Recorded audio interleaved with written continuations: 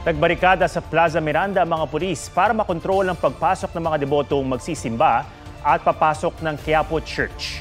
May live report si Von Aquino. Von.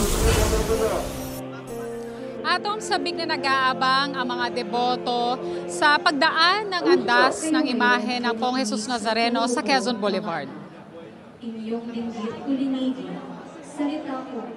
Habang papalapit sa Quiapo Church ang andas ng imahe ng Poong Jesus Nazareno, unti-unti ring naghigpit ang mga pulis. Nag-human barricade sila sa Plaza Miranda para harangan ang mga posibleng tumawid sa railings papasok sa plaza.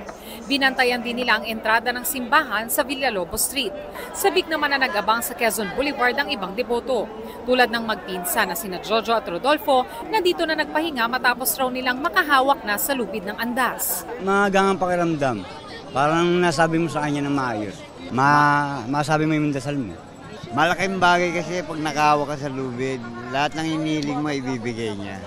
Ang mag-anak na Elihorde sa kalsada na rin humiga habang naghihintay sa andas. Ang panata sa poon, naipamana na rin daw nila sa kanilang mga anak.